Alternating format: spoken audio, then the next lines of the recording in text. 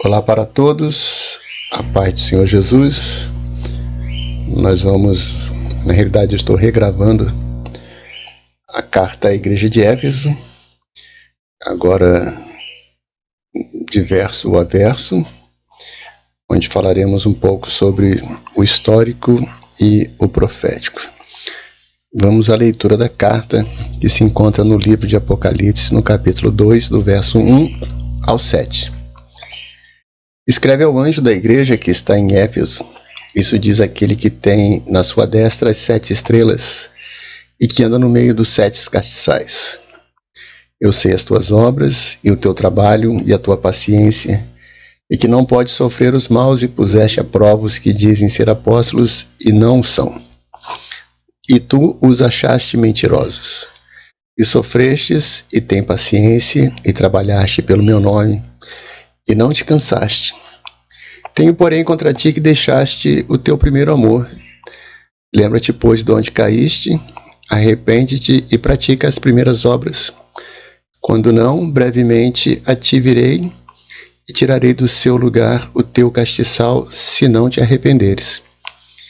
Tens, porém, isto, que aborrece as obras dos nicolaítas, as quais eu também aborreço. Quem tem ouvidos, ouça o que o Espírito diz às igrejas. Ao que vencer, dá-lhe a comer da árvore da vida, que está no meio do paraíso de Deus. Então, aqui no primeiro verso, ao anjo da igreja que está em Éfeso. A palavra anjo, no grego do Novo Testamento, o Novo Testamento foi escrito em grego, o Velho Testamento, a maior parte escrito em hebraico, uma pequena parte em aramaico. Então, tanto no grego quanto no hebraico, a palavra anjo, aqui no grego angelos, e no hebraico seria malar, ambas significam mensageiros. Mensageiro, né? E no caso, anjo geralmente se diz respeito a um ser celestial.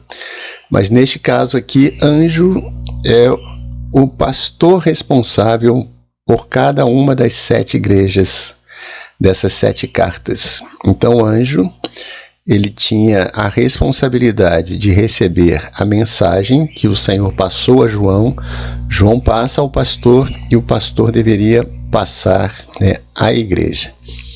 E a palavra igreja, aqui no grego, eklesia, leríamos tudo junto, eclesia, é formada aqui por 2 partes, ek, chamados para fora, ou chamados de dentro para fora. Nas cidades gregas, de origens gregas, mas já vivendo aqui o período romano, quando havia alguma decisão importante para ser tomada, eram tocadas trombetas. E essas trombetas, elas convocavam as pessoas a saírem de dentro de suas casas para fora. Geralmente iam para uma praça chamada Ágora, onde eles se reuniam, em assembleia. Então, ek, chamado de fora para dentro, ou de dentro para fora, melhor dizendo assim. Eclesia, que é a segunda parte da palavra, que significa assembleia ou reunião de cidadãos.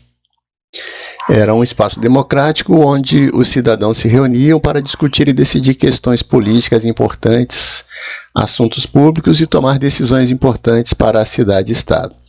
Sendo que a palavra eclesia, no sentido de igreja, que aqui foi uma forma como eles se apossaram dessa palavra, significa aqueles que são chamados de dentro do mundo para fora, porque Cristo nos chamou das trevas para a sua maravilhosa luz, a fim de ficarmos unidos em comunhão, em assembleia. Então, igreja significa aqueles que são chamados de dentro para fora. Éfeso, vamos ver aqui a situação geográfica de Éfeso. Essa parte toda aqui é a atual Turquia. Na época dos apóstolos, ela era dividida em Ásia, Ásia Romana, Ásia Menor, geralmente era Ásia Romana. Aqui acima temos a Bitínia, o Ponto, a Frígia, Galácia, Capadócia, Pisídia, Panfilha, Cilícia, Lícia, Chipre, Israel, Cilícia, onde nasceu o apóstolo Paulo, Abaixo temos o mar Mediterrâneo, que era chamado de Grande Mar. Acima temos o Mar Negro e à esquerda o Mar Egeu. Do lado esquerdo, né, a Caia, Macedônia, que hoje é Grécia. O ponto zero é onde estava o apóstolo João preso, na ilha de Patmos, de onde ele escreve as 7 cartas às 7 igrejas, que podemos ver aqui, né? A primeira é Éfeso, Esmirna, Pérgamo, Tiatira, Sardes, Filadélfia e Laodiceia. Então aqui vemos a situação geográfica, né? Patmos também foi usado como um presídio. Era um presídio muito difícil, né? Para aqueles que estavam ali, porque você ficava isolado de terra firme. Quando, na época de frio, era extremamente frio, na época do calor, extremamente calor, e para ali mandaram um ancião, né, por pregar a palavra de Deus. E João estava ali, não só, mas foi visitado pelo Senhor, levado aos céus, de onde o Senhor mostrou a ele muitas outras coisas, sendo que algumas delas não foram nem permitidas que ficassem escritas, porque nós não suportaríamos, devido à grandeza do poder de Deus e das suas maravilhas. Então, o que significa a palavra Éfeso? Nós vamos ver primeiro aqui a etimologia. Etimologia é o estudo da origem da palavra. Então, Éfeso, aqui está em grego, Éfeso, derivado de Éferos, que significa superintendente. No grego, Éfeso ou Éfesines, que significa apelo, aceitável, desejável. Então aqui é a origem da palavra. Quando se trata, né, de um apelo, por ser um apelo, nós vamos encontrar também na carta um apelo feito pelo Senhor Jesus aos servos da igreja que estava em Éfeso. Que estavam, né, na igreja de Éfeso. O apelo é: lembra-te, pois, de onde caíste e arrepende-te, e pratica as primeiras obras, quando não, brevemente virei a ti e tirarei do seu lugar o teu castiçal, se não te arrependeres. É um apelo. Ele serve para todos nós hoje. É a reflexão, a autoanálise, examine-se o homem, pois, a si mesmo, de onde caímos, né, o arrependimento, que no grego é a palavra metanoia, que é a mudança de mentalidade e de ações. Paulo fala muito bem sobre isso em Romanos capítulo 12, quando ele diz, né, rogo-vos, pois, irmãos, pela compaixão de Deus, que apresentei os vossos corpos em sacrifício santo e agradável a Deus, que é o vosso culto racional. E não vos conformeis a este mundo, mas transformai-vos pela renovação do vosso entendimento, para que experimenteis qual seja a boa, perfeita e agradável vontade de Deus. Ou seja, o arrependimento é ir além da forma do mundo e para que possamos experimentar, né, a boa, perfeita e agradável vontade de Deus. Então esse apelo, ele continua sendo feito ainda para nós hoje, né? Se você foi tocado pelo Espírito, que ele te leve ao arrependimento, porque é o Espírito Santo que convence o homem do pecado, da justiça e do juízo, e vamos voltar a praticar as primeiras obras. Ou corremos o risco do castiçal, que representa as 7 operações do Espírito Santo de Deus, serem retiradas de nós, do nosso meio. Davi falou sobre isso no Salmo 51, né? Não risque o meu nome do livro da vida, né? E não retires de mim o teu Espírito Santo. Não podemos viver sem a presença do Espírito Santo de Deus em nós. Até porque somos templo de Deus e o Espírito Santo de Deus habita em nós. Sem ele, a casa fica vazia e vem 7 espíritos piores do que aqueles que estavam antes e fazem um grande estrago nas nossas vidas. Então escolhamos hoje, né? Ou os 7 espíritos de Deus habitam em nós, ou vem outros 7 piores e vêm para destruir as nossas vidas. A interpretação é diferente de etimologia. Etimologia trata do estudo da origem da palavra. A interpretação, ela tem a ver com o contexto, né? Éfeso pode se interpretar por desejável, desejo. É o que o Senhor tem desejado, encontrar uma igreja que pela fé realiza as obras, que mesmo diante de uma extenuante, né, ou de um extenuante trabalho, é incessante, incansável, e tem paciência em plantar, porque está relacionada à parábola do semeador, em vigiar para que as aves do céu não retirem a semente, em esperar que os frutos se firmem. E isto é desejável, é aceitável, né, aos olhos do Senhor, que conhece tudo e todos. Então, a interpretação mais usada para Éfeso é aceitável. Mas alguns dicionários, eu tirei aqui de dicionários de grego do Novo Testamento, do dicionário Zondervan, do dicionário John Davis, a palavra Éfeso tem esses significados também, segundo a sua origem etimológica. Apelo, aceitável e desejável. Isso diz aquele que tem na sua destra as 7 estrelas e que anda no meio dos 7 castiçais. Os 7 castiçais estão relacionados, né, às igrejas que estavam ali na Ásia, mostrando que o Senhor, ele é onipresente. Quando ele diz eu conheço, né, ele é onisciente e ele é aquele que está ali para operar com o poder da sua palavra, para repreender e também para exortar, né, ao ânimo e à salvação. E o que significa, né, para ele, para o Senhor Jesus, por que ele falou, né, das 7 estrelas? Aqui à direita você vai ver, né, uma moeda que foi cunhada pelo imperador Domiciano. Aqui o que está embaixo é o que está escrito aqui na moeda. Você vai ver aqui o mundo, uma criança assentada e em torno dela 7 estrelas. Por que ele mandou cunhar esta moeda? Vamos ver aqui. Domiciano, ele teve um filho nascido no ano 73 e logo depois esse filho ele veio, né, a falecer. Então, cerca de 10 anos depois, no ano 82, 83, o imperador mandou cunhar uma moeda, um denário de prata, em homenagem ao seu filho, e ele elevou seu filho à condição de Deus. Nessa moeda, né, ao lado, que está aqui ao lado, né, o imperador Domiciano, ele se apresenta como Deus Pai. E nela ele colocou o seu filho como Deus Filho, com os pés sobre o mundo, que era um sinal que ele tinha poder na terra, e ao seu lado 7 estrelas, que para ele significava aquele que governa os poderes espirituais e celestiais. Ele fala de um falso Deus, porque o filho dele morreu e não ressuscitou. O filho morto de um falso Deus, que era Domiciano, ele se considerava Deus e queria ser adorado como Deus, que foi uma das grandes causas, né, das perseguições que ele levantou contra a igreja. E de um falso Deus, né, Domiciano, que não teve poder para ressuscitar o seu filho.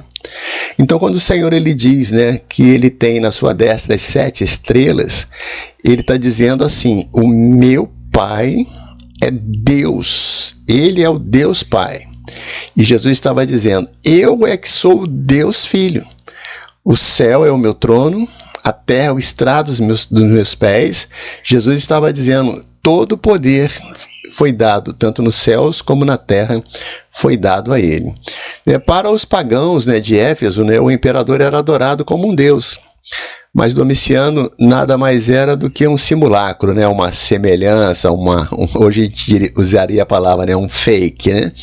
De Jesus, né? O verdadeiro Filho de Deus vivo, Deus vivo, que ao terceiro dia ressuscitou, entregando, né, somente a Jesus todo o poder nos céus e na terra, né? Então essa moeda, ela diz respeito a essa citação que o Senhor Jesus faz. Ele vai mostrar para os nossos irmãos que estavam lá em Éfeso que é Jesus, o Filho de Deus, que é ele que tem na sua destra as 7 estrelas. E as 7 estrelas, elas vão falar, né, do poder do Senhor, que tem nas suas mãos os anjos, né, os pastores que estavam à frente da igreja. Está nas mãos significa Jesus está no comando. Ele está no controle de todas as coisas. É bastante interessante, né, essa correlação arqueológica, né, dessa moeda com esse texto que o Senhor Jesus ele cita, né, e fala aqui para os nossos irmãos que estavam em Éfeso, né? Prosseguindo. Verso 2 e 3. Eu sei as tuas obras, o teu trabalho e a tua paciência, que não pode sofrer os maus, e puseste à prova os que dizem ser apóstolos e não o são. E tu os achaste mentirosos. E sofrestes e tem paciência, e trabalhaste pelo meu nome, e não te cansaste. Esses dois versos, eles têm aqui uma estreita correlação com a parábola do semeador, que vocês podem encontrar no Evangelho de Mateus, no capítulo 13, do verso 3 ao 9, onde o Senhor depois ele faz uma extensão, trazendo uma explicação pessoal, né, para os seus discípulos, né? Então, o que eram as obras, o trabalho, a paciência? Vamos ver aqui, né? Que trabalho foi este, né? Esse período da igreja de Éfeso, ele tem início por volta do ano 30 a 33, isso levando em conta que o calendário gregoriano ele tem uma defasagem aí de 4 a 6 anos, né? E vai até aproximadamente o ano 100, que foi quando estima-se que o apóstolo João ele partiu, né, para o Senhor. Este período, no ano 33, que é o mais usado, né, ele tem início no dia de Pentecostes, pois o Senhor havia, né, ordenado, né, orientado que os irmãos não se ausentassem de Jerusalém até que do alto eles fossem revestidos de poder, que dizia a respeito da promessa que eles ouviram, a promessa do Pai, que não muito depois daqueles dias o Senhor derramaria do seu Espírito, né, cumprindo a profecia de Joel, capítulo 2, verso 28 em diante. Então ali o Senhor ele dá à igreja o fôlego da vida. Foi visto língua de fogo e ouviu-se o som de um vento veemente, como lá no Éden o Senhor soprou, né, o fôlego da vida. Aqui no livro de Atos o Senhor estava soprando o fôlego do Espírito Santo, trazendo à igreja, né, a vida, né? E eles iriam então sair à prática, o trabalho, né, a paciência, que era o ID. Fazei discípulos de todas as nações, batizando em nomes do Pai, do Filho e Espírito Santo. Marcos também fala do pregar, né, o evangelho a toda criatura, e está muito bem representado na parábola do semeador. Eles viveriam o momento da semeadura da semente, a semente do trigo, a boa semente, né? Depois nós vamos ver na carta seguinte, né, que dormindo os homens, aí o adversário vem e lança o joio. Mas aqui a boa semente é o trigo, é a palavra de Deus. E que eles enfrentariam, né, como descreve a parábola, né, as aves do céu, que falam do maligno, daqueles primeiros que estavam ali tentando tirar, né, a palavra, a semente do coração de muitos, em especial, né, os judaizantes, os falsos judeus, né, os falsos apóstolos e vários outros que se levantaram nesta época, né? Os terrenos cheios de pedras, que falam das grandes dificuldades que eles enfrentaram. Nós vamos ver aqui alguns mapas e depois mais detalhadamente vocês podem ler também o livro de Atos dos Apóstolos, que diz respeito, né, a esse período da igreja de Éfeso, e vocês vão poder enxergar aqui, encontrar as pedras do caminho, né, que foram colocadas, mas que todas elas foram vencidas, né? E também dos espinhos. O próprio Senhor Jesus diz na parábola que os espinhos falam da sedução, e logo nesse primeiro período o Senhor vai repreender, né, aos nicolaítas, né, que eram homens que alguns dizem ser discípulos de Nicolau. Tem um vídeo aí no canal que fala sobre a doutrina de Nicolau e de Balaão. Então, a sedução, né? Para você entender melhor, se puder, dá uma olhada lá no nosso vídeo. Mas também, né, eles encontrariam a boa terra, onde a semente produziria. A boa terra fala de um bom coração que recebeu a palavra, onde produziu 30, 60 e 100, né? 100 fala que não faltaria nenhuma ovelha na parábola do bom pastor, né? Eles vão em resgate, eles salvam, e o evangelho, né, ele vai ser propagado, e o cristianismo ele vai estender, né, por todo o Império Romano, né? A ênfase do Espírito Santo, Isaías capítulo 11, verso 2, é a do Espírito Senhor. Nós podemos ver verso a verso as 7 ênfases da operação do Espírito do Senhor. Mas por que o Espírito do Senhor? Porque no dia de Pentecostes cumpriu-se a profecia que o Espírito do Senhor seria derramado. E foi derramado ali sobre cerca de 120 irmãos e irmãs que estavam reunidos no cenáculo em Jerusalém. E desde então a igreja pôde abrir a boca, que o Espírito Santo a encheria, né, da sua palavra. E foi o que aconteceu com o apóstolo Pedro e os 11, que naquele dia, né, de pé, eles pregaram, lançaram a boa semente, né? Pedro ali foi o primeiro semeador, né? Tendo recebido as chaves do reino, ele abriu ali naquela primeira mensagem a porta da graça para a salvação de 3.000 almas que se converteram e foram batizadas em nome do Pai, do Filho e do Espírito Santo, que é o batismo em nome do Senhor Jesus. As correlações histórico-proféticas, eu aconselho você dar uma paradinha, né, parar o vídeo e dar uma analisada melhor, né? Aqui à esquerda o Pentecostes, o texto que fala em Atos capítulo 2, verso 1 a 11, que é correspondente a Joel capítulo 2, verso 28. À direita, a Igreja Apostólica, ela nasce e ela já começa a trabalhar, já começa a doutrinar, né, acerca daqueles que estavam se convertendo, que não fosse colocado nenhum peso sobre eles, senão que se abstivessem dos ídolos, da fornicação ou da prostituição e do que é sufocado e do sangue, que está intimamente relacionado à doutrina que vai aparecer mais à frente em Pérgamo, que é a doutrina, né, de Balaão, e depois em Tiatira, que é a doutrina daquela falsa profetisa, né? Que é Jezabel. Então, Éfeso, já comentamos, né? O ano de início e fim desse período, a parábola correspondente à parábola do semeador, o que significam na parábola as aves do céu, os apóstolos mentirosos, os falsos judeus, aqueles que vinham e retiravam, né, a semente. As pedras e o sol falam dos maus. E a palavra diz que não pode suportar, eles não suportavam os maus, eles não aceitavam. É um posicionamento da igreja. Infelizmente, hoje estamos vendo coisas diferentes, hein? E os espinhos falam da sedução que foi semeada ali pelos nicolaítas, hein? O Espírito Cétruplos, que são as 7 operações do Espírito Santo do Senhor, que você pode ler aqui o texto completo de Isaías 11, 2, onde vemos a ênfase, né, do Espírito do Senhor, mas também podemos ver que o Senhor ele dá a essa igreja o Espírito de sabedoria, inteligência, conselho, fortaleza, conhecimento e temor, quando ele chama a atenção, né? Arrepende-te, pratica as primeiras obras, né? Ele está renovando neles ali o espírito de temor. A descida do Espírito Santo, esse aqui é praticamente semelhante ao que vimos no slide anterior, né? Então eles iriam anunciar a palavra do Senhor, tanto em Jerusalém, que foi no dia de Pentecostes, assim começou, depois na Judéia, Samaria, até os confins da terra. Cada terreno traria suas características, né, e suas próprias dificuldades a serem vencidas, hein? Então, à beira do caminho, as aves do céu comeram.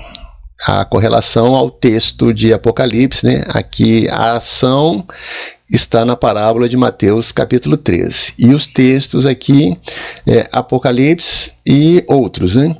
Então, as aves do céu, os maus, e puseste a prova os que dizem ser apóstolos e não são, e tu os achaste mentirosos. É interessante quando vamos no livro de Atos, né? Os irmãos da igreja de Bereia, eles foram os achados mais nobres do que os da igreja de Tessalônica, porque em tudo eles conferiam na palavra. Até o próprio apóstolo Paulo falando, eles iam conferir, para saber se que realmente Paulo estava falando era uma verdade absoluta ou relativa, né? Por isso eles foram achados mais nobres. Os pedregais, o sol as queimou, a semente que caiu, representam as perseguições, as provas por parte do Sinédrio, que condenou, né, Estevão à morte, de Herodes, que condenou Tiago, irmão de João, né, à morte, e dos principais, né, dos sacerdotes, né, Saulo estava lá junto com o Sinédrio quando condenou Estevão à morte, né.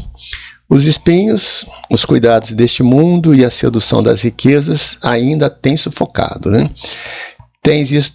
Tens, porém, isto, né, que odeia as obras dos nicolaítas, as quais eu também odeio. O retorno à lei, infelizmente, estava acontecendo, era uma sedução pregada pelos falsos apóstolos e pelos judaizantes, né? Mas Paulo vai dizer, né, aos Gálatas, no capítulo 5, verso 4, né?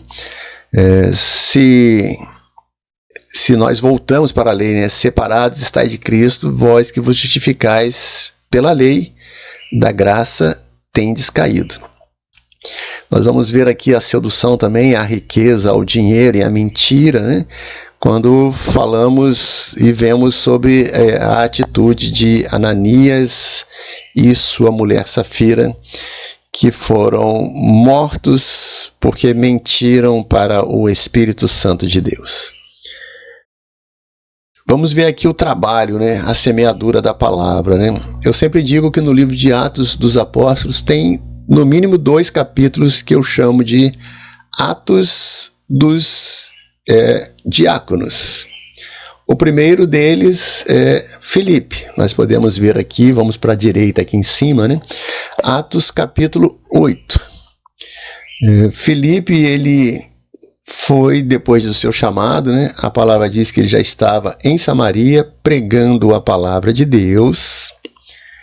Então ele prega em Samaria, muitos se convertem, são batizados, inclusive Simão o mágico, está aqui abaixo, né? Atos 8:18. Depois que Filipe, ele faz esse trabalho, os apóstolos ouvem, ficam sabendo do trabalho que estava sendo realizado, e eles enviam Pedro e João. E quando Pedro e João chegam até lá, eles oram com imposição de mãos, e um grupo é batizado com o Espírito Santo. Mas não, né, Simão o mágico, né? Se ele não foi batizado com o Espírito Santo, já tinha sido batizado nas águas, mas se ele não foi batizado com o Espírito Santo, é porque o coração dele ainda não estava íntegro, né? Com sinceridade, né? Para servir ao Senhor, né? Talvez ainda quisesse, né, estar em evidência, né? Porque ele se achava grande, né? Então ele oferece dinheiro, mas Pedro, né, faz uma exortação ao arrependimento.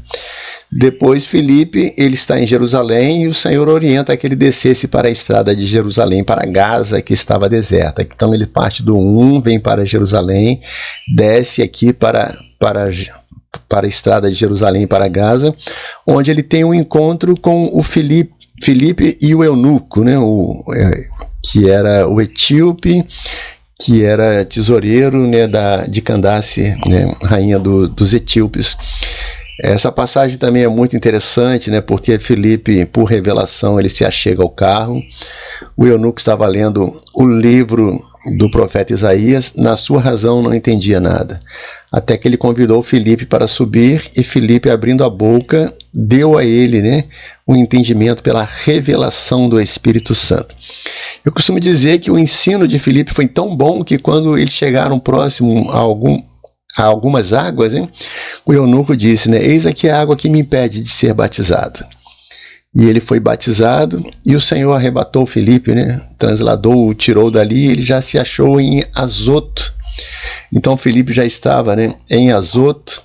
Depois nós vamos ver, né, lá em Atos capítulo 21, né, no verso 8, está aqui à esquerda, né, e no dia seguinte, partindo Paulo e nós, que com ele estávamos, chegamos a Cesareia.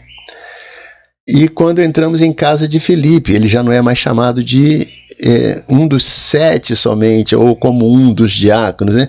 Mas ele era chamado de o evangelistas, e ficamos junto com eles. E a palavra diz que Filipe tinha filhas que eram virgens e profetisas, né? Interessante que ele deixou uma herança, né, um legado, né, para para as suas filhas, né? Então depois ele é encontrado aqui, né, em Cesareia.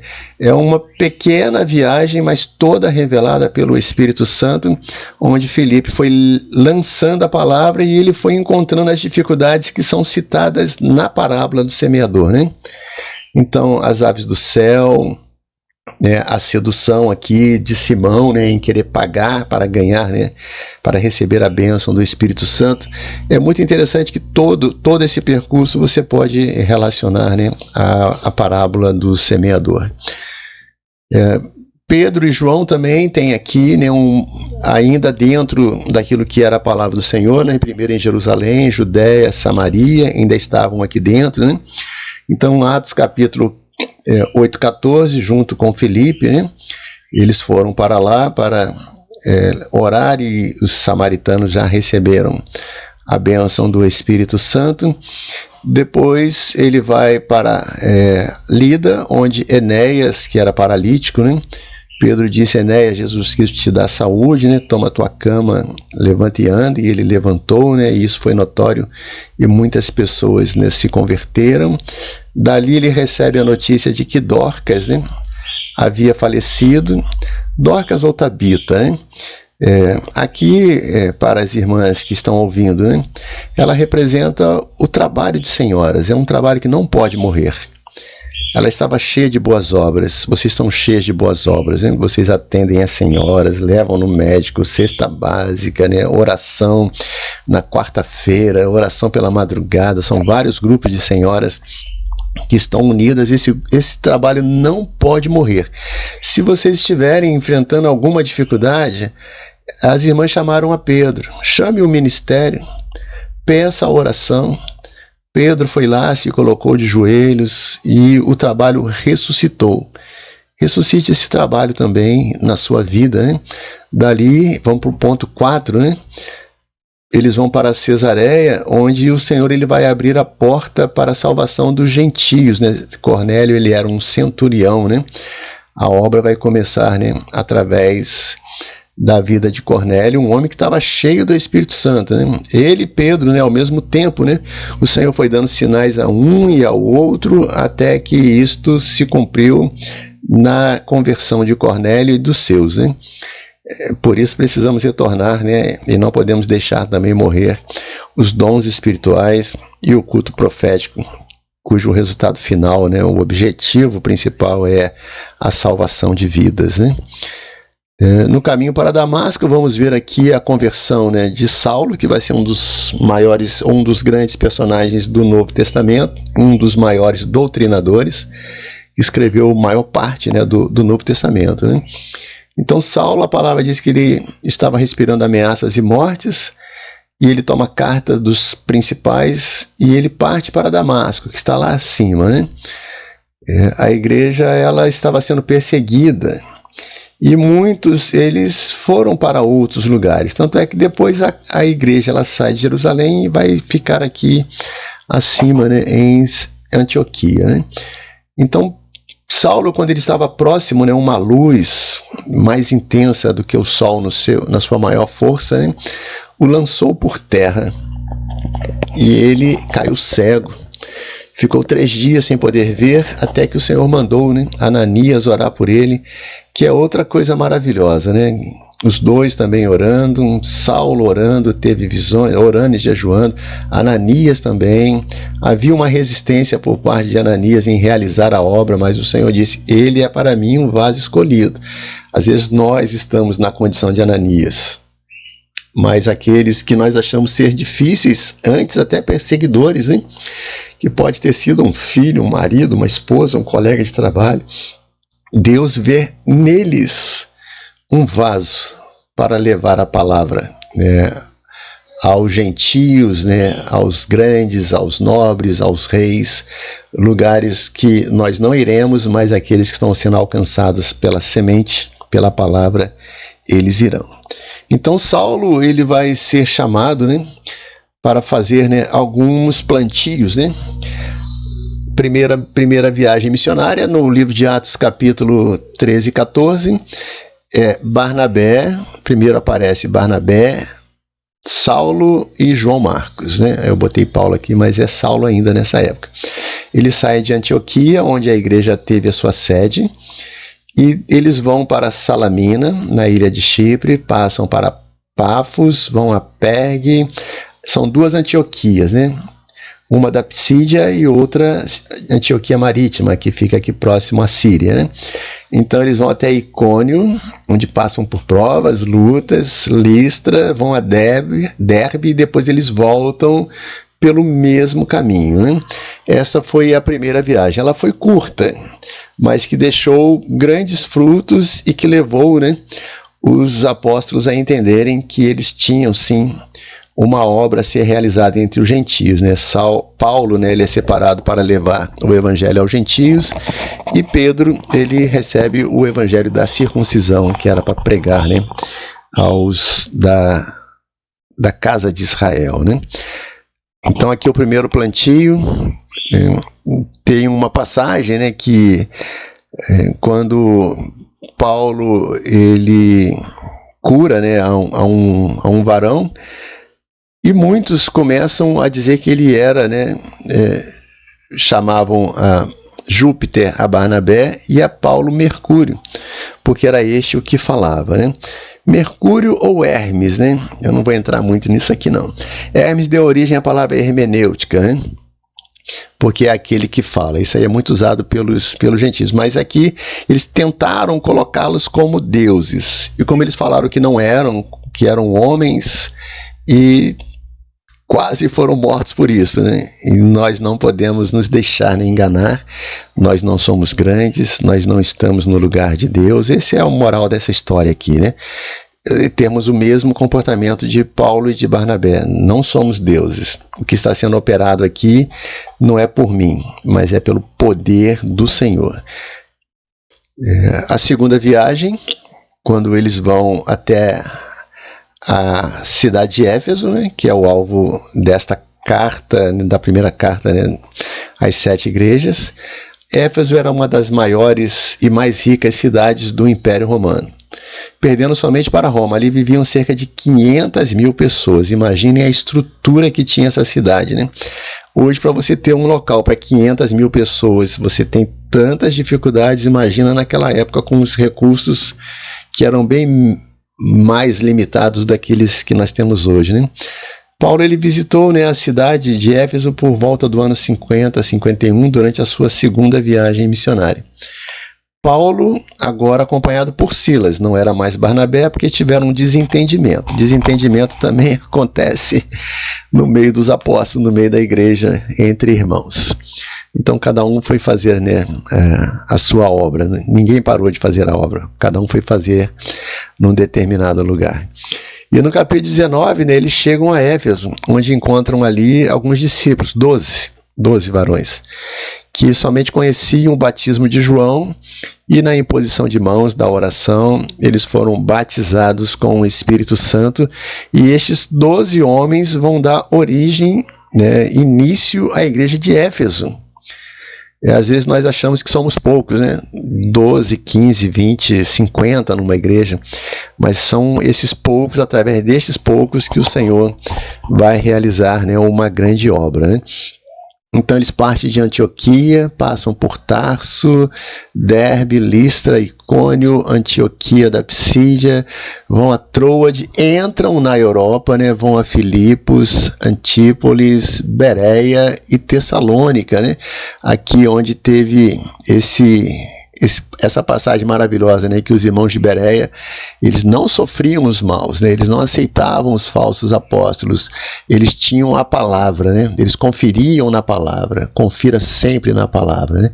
Eles descem e vão até Atenas, onde Paulo tem aquela experiência maravilhosa com o altar do Deus desconhecido, em que ele usa aquele altar para falar de um Deus que eles não conheciam, né, que era Jesus Cristo, aquele que morreu e ressuscitou, né. Vão até Corinto, passam por Éfeso, descem para Rhodes, vão até Cesareia e Jerusalém, porque eles tinham que reportar, né, aos apóstolos o que eles haviam alcançado nesta viagem. Então, Atos capítulo 15, Paulo e Silas, eles fazem, né, a segunda viagem de plantio, né, da semente, né? A terceira viagem, mais uma vez, partem de Antioquia, um caminho muito semelhante, né? Passam novamente a Éfeso, em Éfeso, para confirmar a palavra.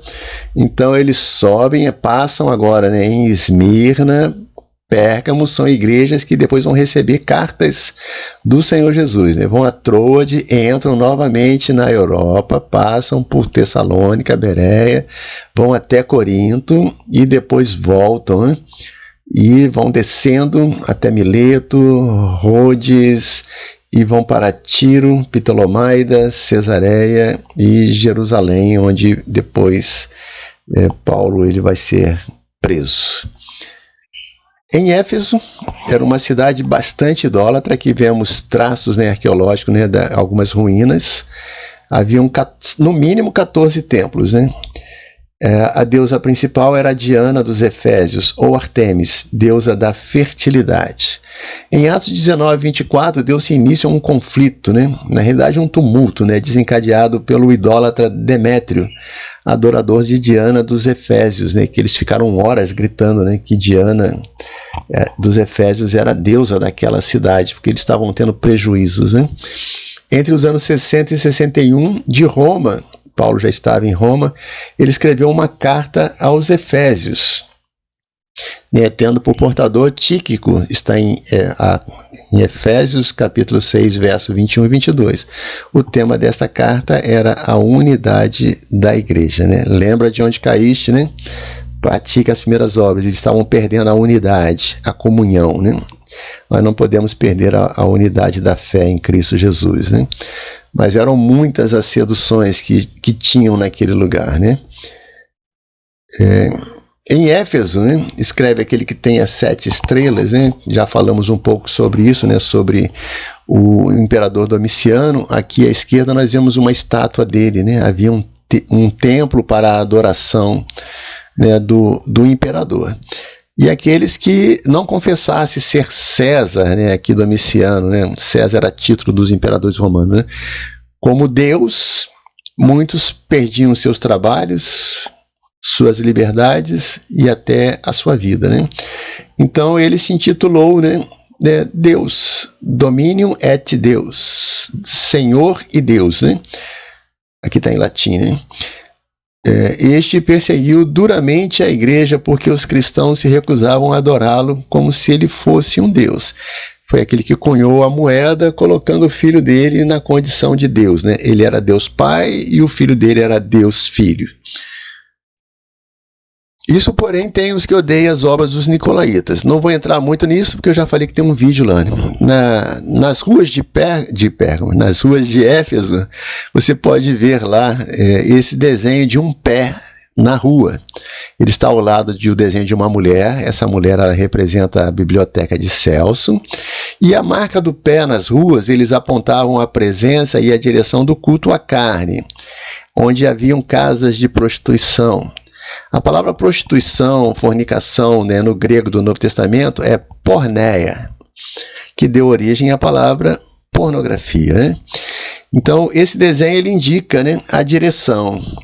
E o Senhor, ele é aquele que tem o pé como o latão reluzente, né, o pé da justiça de Deus, do Senhor. Aqueles que seguem as pisadas de Cristo, eles alcançam a justiça e a misericórdia de Deus. Mas aqueles que seguem, né, os pés, né, do pecado, da promiscuidade, este, infelizmente, alcançará o juízo. Mas Cristo é aquele que ainda anda no meio dos 7 castiçais. Ele conhece as nossas obras, o nosso trabalho, a nossa paciência e que nós não sofremos o mal. Essa sedução aí que diz respeito, né, à obra dos nicolaítas, a igreja ainda hoje, né, os nossos queridos jovens, varões, senhoras, precisam resistir pelo Espírito Santo, né? Então devemos ter grande gozo quando passarmos por várias tribulações, mas também devemos pedir ao Senhor que não nos induza, né, à tentação e que Ele nos livre do mal. Encerrando, Estava encerrando aqui o período da igreja de Éfeso, vai começar Esmirna, né, que é um dos períodos mais duros que a igreja sofreu. É uma das épocas mais sombrias, né, essa de Esmirna, que iria começar, que já estava acontecendo um pouco lá na igreja de Éfeso. Nós vemos aqui Estevão é apedrejado, um dos 7 diáconos, Atos 7, 6, 7 e 8, né? E também 11, né? Quando o sangue de Estevão, né? Paulo falando, né? Quando o sangue de Estevão, tua testemunha se derramava, eu também estava presente e consentia na sua morte e guardava as capas dos que os matavam. Tiago, irmão de João, foi morto à espada. Paulo é decapitado e morto em Roma. João é exilado na ilha de Patmos, né? Mas eu vou fazer uma recomendação aqui para você ver um pouco mais, ainda não é Esmirna, mas dentro do período de Éfeso. Esse livro aqui, o Livro dos Mártires, de John Foxe, ele relata, né, como a tradição diz que os apóstolos de Cristo morreram e vários outros fiéis no Senhor, eles foram martirizados, né? Então, para fazer esses slides aqui, a bibliografia também é a recomendação para a leitura. História da Igreja Cristã, de Jesse Luman Hubbard. As Catacumbas de Roma, de Benjamin Scott. O Livro dos Mártires, de John Foxe. O Zondervan Pictorial Bible Dictionary, de Tenney. E vou deixar aqui também na nossa descrição que você pode entrar, eu tenho uma pasta lá no ForShared, onde você vai poder baixar, né, o áudio das 10 primeiras perseguições extraídas aqui do livro dos mártires, né? Se você tem, né, alguma deficiência, né, cegueira ou dificuldade de leitura, você vai poder pedir para alguém baixar para você e você vai poder ouvir estas 10 primeiras perseguições que já dizem respeito a Esmirna, né? E tereis uma tribulação de 10 dias. Gente, foi um prazer. Paz do Senhor a todos. Até a próxima.